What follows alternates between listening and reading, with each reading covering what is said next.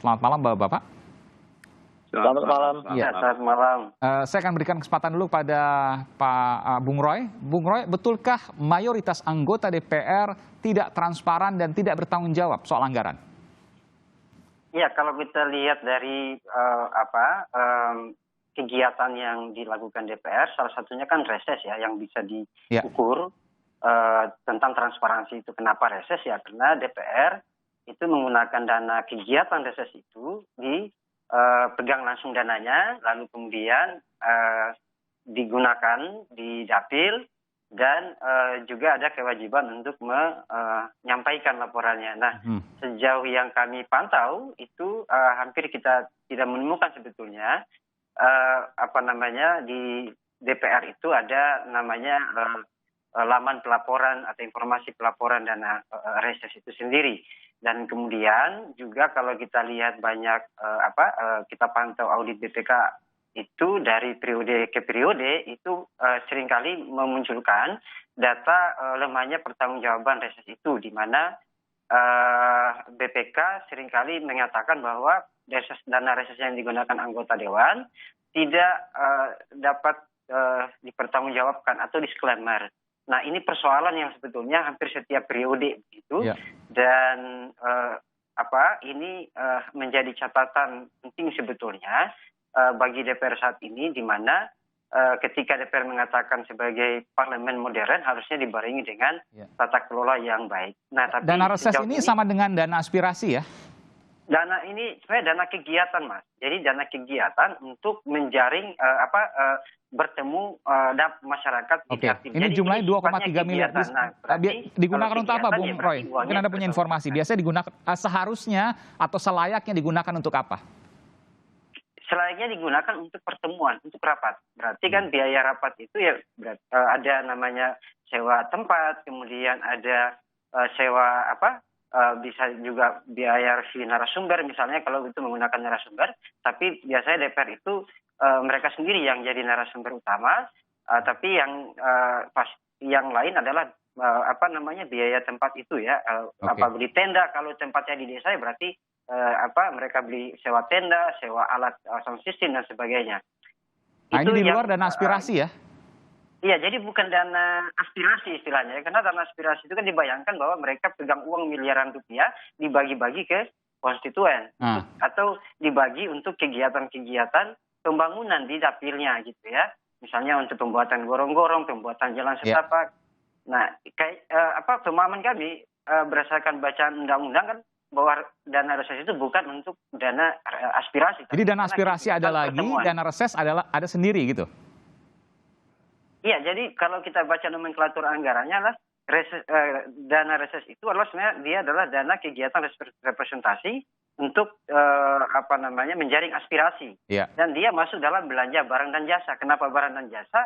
Karena DPR itu melakukan perjalanan ke dapil, dan dalam perjalanan itu ada untuk biaya-biaya. Jadi bukan berupa uang belanja habis pakai ya. Jadi bukan berupa uang. Dana aspirasi langsung dibelikan barang dan jasa. Tapi kalau dana reses itu berupa uang. Dana reses berupa uang perjalanan. Dan juga untuk biaya sewa-sewa lain. Sewa-sewa lain. Kalau dana aspirasi itu langsung barang dan jasa, tapi ditunjuk oleh anggota DPR sesuai kebutuhan konstituennya. Iya, dan itu bukan dari komponen dana reses ya. Betul, oke. Jadi lain lagi. Dan dua-duanya hasil dari pengamatan Anda, hasil dari penelitian Anda, jarang yang melaporkan.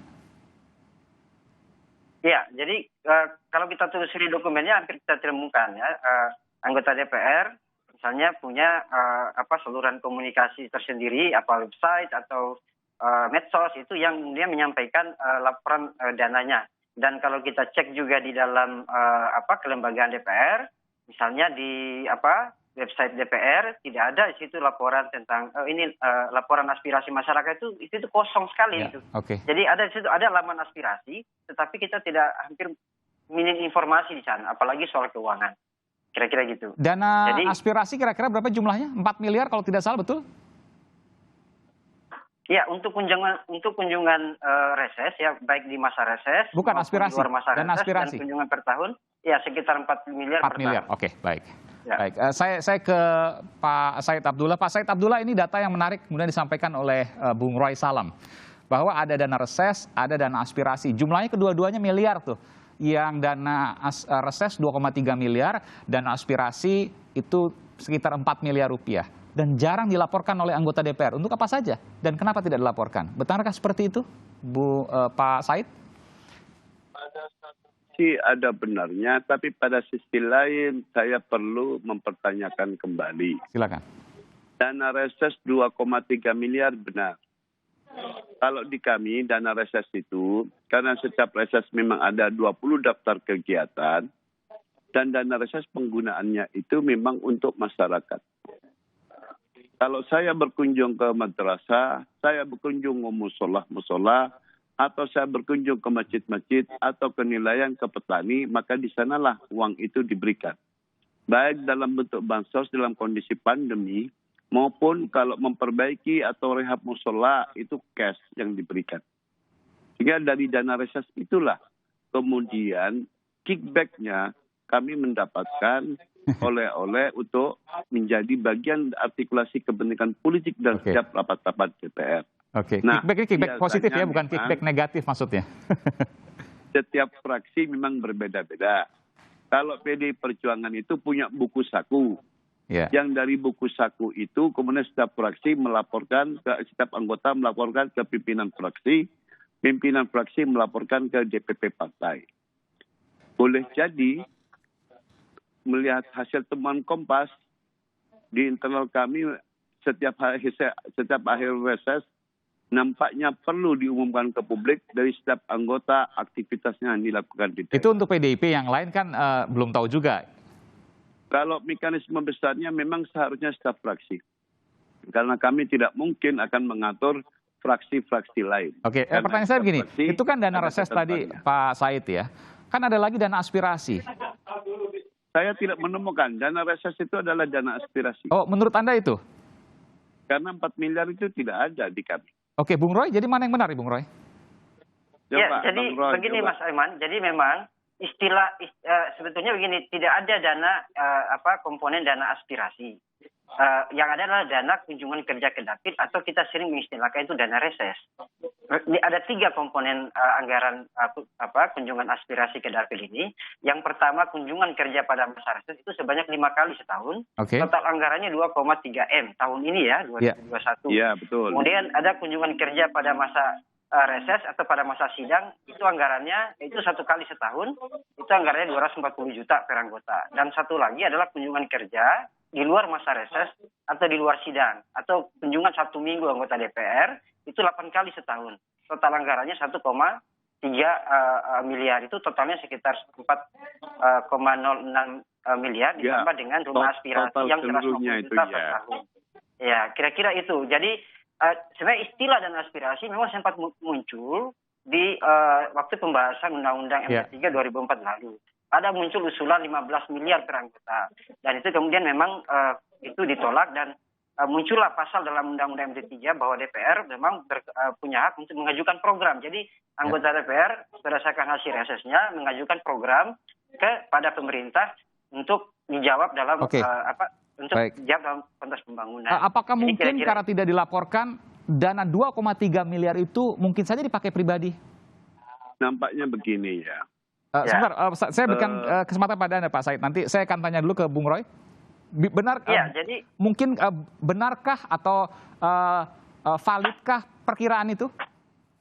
Iya, jadi begini. Ini kan ada sebenarnya kalau kita bicara tata kelola keuangan, karena ini adalah biaya kegiatan, maka mestinya dana ini memang tidak langsung diserahkan ke anggota DPR. Jadi tidak, karena kalau dia langsung diberikan ke anggota DPR, maka dianggap adalah ini dana yang bisa dianggap sebagai dana hak gitu ya, yang bisa digunakan. Jadi Anda mengatakan bahwa bukan sebuah kemustahilan dipakai untuk pribadi juga? Oh betul, bisa saja. Bahkan ini ya kita lihat kan sebenarnya reses ini jadi kayak semacam ajang pembelian barang gitu ya. Padahal negara memfasilitasi reses ini agar DPR itu memperbanyak aspirasi agar kemudian aspirasi itu menjadi bahan DPR dalam rapat-rapat strategis untuk membahas kebijakan. Sebelum saya ke Mas Toto, oke, baik. Pesannya sudah ditangkap. Saya ke Pak Said sebelum saya ke Mas Toto. Pak Said, 2,3 miliar dipakai pribadi bisa dan tidak dilaporkan. Komentar Anda? Bisa jadi. Dan itu Setuju. sebuah pelanggaran? Kalau itu etikanya pelanggaran. Artinya dipakai pribadi dan Cuman reses pelanggaran? Yang hendak saya sampaikan adalah, memang ada problem setiap anggota DPR itu, biasanya setiap turun ke daerah, jarang dia kemudian menjadi berita. Oke. Karena sangat tidak menarik bagi media-media lokal, katakanlah memberitakan kunjungan-kunjungan DPR. Padahal setiap anggota DPR saya pastikan turun ke bawah. Bahwa persoalannya kemudian dari sisi transparansi, mekanisme itu menurut Bang Roy harus diperbaiki, saya setuju. Karena memang harus diperbaiki. Jadi Tidak ada alasan Ketua bagi Banggar seorang DPR anggota fraksi PDI Perjuangan mengakui bahwa memang anggota DPR mayoritas tidak transparan soal keuangan. Bukan mayoritas, boleh jadi. Kita ini transparansinya memang dipertanyakan. Ya, datanya soalnya mayoritas nih Pak, yang kemudian dianggap oleh responden tidak Kalau bertanggung dari jawab dan sisi tidak transparan. temuan Litbang Kompas, Ya. bahwa transparansinya kita lemah, ya memang DPR itu kan selalu memang harus melakukan kajian dan sekaligus introspeksi terhadap dirinya sendiri. Oke. Bagaimana mekanisme pertanggungjawaban itu bisa dilakukan secara transparan kepada publik. Baik, bagaimana nanti hasil Litbang Kompas dan juga bagaimana kemudian hasil pengamatan dari Ketua Banggar DPR? Berapa banyak yang melaporkan? Berapa banyak yang tidak melaporkan? Kami akan segera kembali. Saya ke Bung Toto. Bung Toto, apa yang Kompas dapat, Litbang Kompas dapat terkait dengan pendapat publik anggaran DPR yang tidak transparan dan tidak bertanggung jawab. Jadi bagaimana penjabarannya dari hasil survei itu? Ya, makasih. Untuk pertama-tama mungkin saya benarkan dulu tadi yang citra ya. Citranya kan turun menjadi 55 ya bulan Oktober ini dibandingkan April lalu ya. April itu cukup tinggi ya, sekitar 60-an lebih sedikit. Mungkin harus kita lihat metodenya beda. Jadi kami memang mengeksplorasi untuk citra, itu kami memakai survei nasional tatap muka. Jadi yang tadi disebut citranya sekarang 55% itu hasil survei tatap muka dengan 1.200. Sementara yang terkait dengan gaya hidup ini, yang terkait dengan gaji, penghasilan anggota DPR, uang reses dan lain-lain ini kami memotretnya dengan polling telepon dengan 500 responden.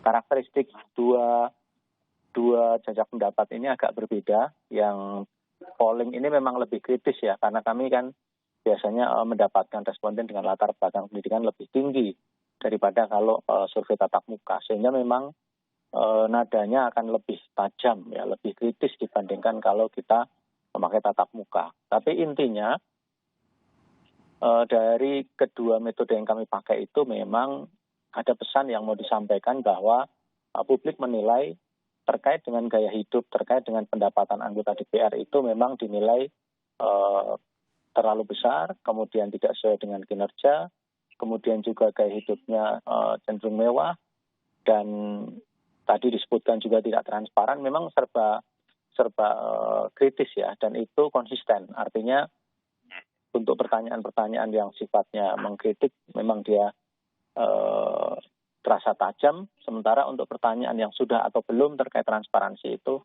belum transparan. Itu kira-kira yang bisa kita sampaikan dulu, Mas. Oke, meskipun tidak, itu mayoritas, kalau saya katakan tadi mayoritas karena ada 45% lebih yang kemudian menyatakan bahwa tidak transparan dan tidak bertanggung jawab. Jadi itu yang kemudian persepsinya. Dan ketika dicek secara real ke Indonesia Budget Center punya data dan juga bahkan ke anggota DPR langsung, Ketua Banggar, Badan Anggaran DPR ya, Pak Said Abdullah, ternyata benar. Dan ini berarti publik mencermati bahwa ada hal yang tidak beres di DPR. Begitu Bung Toto? Sebetulnya bukan 47 ya, jadi kan pertanyaannya kan apakah penggunaan dana untuk yang ditujukan untuk masyarakat, terutama tadi dana reses ya, sudah transparan dan dapat dipertanggungjawabkan. Tidak transparan itu jawabannya 47,5%, tetapi ada sebelahnya itu dapat dipertanggungjawabkan tetapi belum transparan itu 23,4%. Jadi kalau kita membahas transparansinya, itu ada ya 70-an%, itu memang sudah mayoritas. Dan seperti saya sampaikan tidak tadi, transparan memang, maksudnya ya? Tidak transparan? Ya. Oke. Tapi itu belum tentu tidak dapat dipertanggungjawabkan. Baik. Baik. Ya. Tidak transparannya mayoritas, tidak dipertanggungjawabkan, angkanya beda lagi. Tapi intinya bahwa 70% responden menyatakan bahwa DPR tidak transparan terhadap anggaran DPR ini. Bung Said, kalau kita bicara soal angka 2,3 miliar, ini bukan angka yang kecil dikalikan 560 anggota DPR. Ada berapa banyak sih yang tidak dilaporkan? Anda punya datanya nggak? Atau berapa banyak nih dilaporkan, berapa banyak yang tidak dilaporkan? Kalau soal data, saya mungkin harus minta maaf karena ini menyangkut ada 9 fraksi.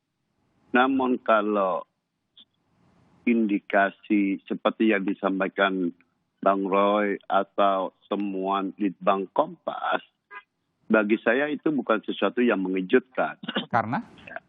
Karena memang dari sisi transparansi barangkali DPR memang akan mengalami kesulitan di daerah itu.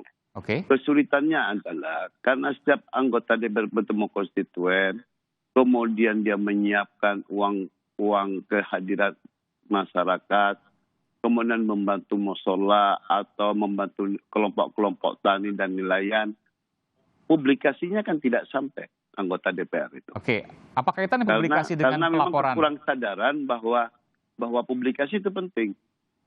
Sehingga bagi saya sesungguhnya setiap anggota itu memang harus punya website sendiri. Setiap anggota itu memang harus menjelaskan langsung kepada publik. Itu pun belum tentu publik mau mendengarkan penjelasan anggota DPR. Itu satu sisi, Bu, Pak Said, mohon maaf saya potong. Anggota susah. Iya. Itu kan problem juga. Itu kan kaitan ke persepsi mungkin ya. Tapi bahwa temuan BPK kan juga ada yang menyatakan bahwa hanya sedikit anggota DPR yang melaporkan soal transparansi penggunaan dana yang didapat. Nah, kalau soal itu sebenarnya bukan persoalan tidak transparan. Kalau menurut saya temuan BPK itu kurangnya dokumen pendukung. Sehingga muncullah 1,3 T itu seakan-akan tidak ada pertanggungjawaban. Dokumen pendukungnya. Karena kadang-kadang memang setiap anggota turun ke bawah itu tidak selalu bisa mendapatkan itu. Oke. Kita membantu katakanlah misalnya kwitansi, bond, dan lain sebagainya begitu ya? Nah, kira-kira seperti itu. Bukan kemudian DPR tidak melakukan apapun. Itu hampir tidak ditemukan di staf fraksi. Tapi sulit juga pelaporan kalau seandainya bukti-bukti pun kemudian sulit didapatkan, itu bukan hal yang sesungguhnya sulit untuk kemudian didapat. Setiap perusahaan yang profesional juga pasti akan melakukan itu. Betul, saya setuju. Oleh karenanya memang harus ada mekanisme. Harus ada kesepakatan, baik lewat pimpinan DPR atau BAMUS, di antara pimpinan fraksi, bagaimana mekanisme pertanggungjawaban dan transparansi dari setiap anggota ketika reses. Itu penting. Oke, supaya publik melihat kami itu sebagai wakilnya itu nyaman gitu loh. Jangan sampai wakilnya punya masalah di setiap dapil masing-masing. Masa Pak Said untuk hanya kwitansi aja perlu disuruh sih anggota DPR? Ya. Untuk kwitansi saja, bahan untuk pelaporan terkait dengan BPK butuh disuruh sih. Kan itu hal yang sangat dasar soal pelaporan, harus ada bukti. Iya dong, ketika bicara soal 1 miliar dibelanjakan untuk apa, untuk ini, tapi nggak ada kwitansinya, nggak ada bondnya, nggak ada buktinya, nggak ada fakturnya, ya bagaimana kemudian untuk dilaporkan?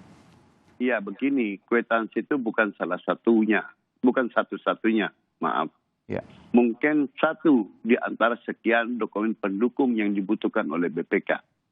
Karena BPK itu tidak berkutat pada persoalan kwitansi, tapi BPK biasanya ada foto bersama masyarakat, tanggalnya, waktunya, jumlahnya. Karena di situ terlalu banyak item memang.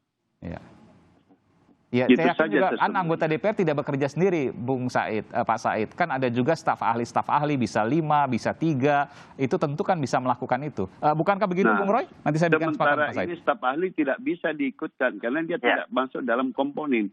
Oke, silakan Pak Roy, komentar Anda.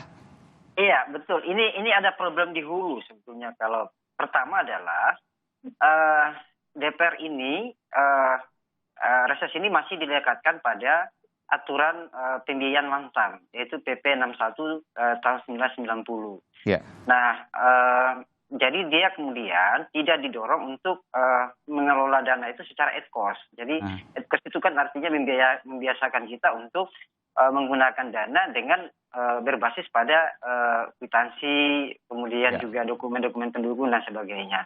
Karena mereka hanya diberikan ini ada uang reses per jam 20 juta, tanda tangan kwitansi. Jadi tidak seperti ada beban ada tanggung jawab untuk mengumpulkan itu. Karena juga tidak ada arahan dari pimpinan misalnya.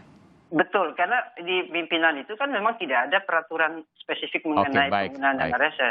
Harusnya kalau lihat Undang-Undang MD3, Mas Iman, kan DPR ini harusnya membuat peraturan DPR mengenai tata kelola keuangan. Sampai hari ini kami belum menemukan. Yang adalah peraturan sekjen. Nah, di sini saya kira yang jadi harus diletakkan, DPR harus membuat atau melalui BURT. Dan ini terbuka semua kemudian dengan laporan BPK dan tadi kemudian terungkap semua. Terima kasih juga Pak Said Abdullah karena membuka ini, jadi kami bisa tahu juga. Terakhir Bung Toto, nanti saya akan ke Pak Said Abdullah, saya akan beri kesempatan juga. Adakah kemudian mungkin pertanyaan terbuka atau saran yang disampaikan oleh publik kepada DPR terkait dengan transparansi dan tanggung jawab ini? Saya rasa intinya memang sekarang ini DPR kurang bersosialisasi ya dengan konstituennya dalam hal transparansi anggaran. Jadi intinya memang di situ. Karena kita lihat kalau dari survei, sebetulnya di bulan Januari itu citranya agak membaik. Ada 62%. Dan harap diingat bahwa citra DPR ini hampir selalu dekat dengan citra parpol. Jadi sebetulnya kalau kita bicara DPR memang tidak bisa dilepaskan dari citra parpol. Nah, kemudian juga kenapa kok Januari kemarin 62%? Kita harus ingat menjelang akhir tahun itu penanganan pandemi itu cukup berhasil, kemudian masyarakat kan mungkin euforia dan seterusnya sehingga dia ketika disurvei dia memberikan jawaban-jawaban yang lebih positif. Baik, terakhir Pak Said, singkat saja Pak Said. Jadi apa yang kita akan bisa saksikan ke depan terkait dengan komitmen DPR, transparansi dan tanggung jawab ini? Mekanismenya saja DPR harus berubah. Dengan DPR itu harus declare lewat mekanisme sebagaimana yang diinginkan oleh Bang Roy. Karena mau tidak mau ke depan, DPR yang baik, yang profesional, memang melakukan pertanggungjawaban. Siapa yang bisa melakukan itu? Siapa yang bisa memimpin itu? Maka itu harus ada kesepakatan politik, tidak bisa orang per orang. Tidak bisa hanya Said Abdullah Ketua Banggar. Yang kami dorong para pimpinan fraksi duduk bersama, buat kesepakatan. Itu penting. Kesepakatan dibutuhkan karena tingkat kepercayaan publik kalau dibiarkan terus-menerus, DPR tergerus, tidak dipercaya rakyat, maka yang rugi bukan hanya institusi, Baik, betul. soal itu. Sepakat, baik, betul. Betul, dan saya yakin bahwa kalau tidak stafnya, maka ketua fraksi juga banyak menyaksikan acara ini dan kemudian kita lihat perubahan bersama-sama DPR yang kemudian juga berkorelasi dengan partai politik. Persepsinya. Tentu ini hal yang ditunggu-tunggu karena bagaimanapun juga seberapapun Rp1 pun itu harus kemudian dipertanggungjawabkan karena itu adalah uang negara. Terima kasih Pak Said Abdullah, Ketua Banggar DPR dari fraksi PDI Perjuangan dan juga Bung Roy Salam dari IBC dan Mas Toto Suryaningtyas, Manajer Litbang Kompas. Terima kasih. Sama-sama. Selamat malam, sehat selalu.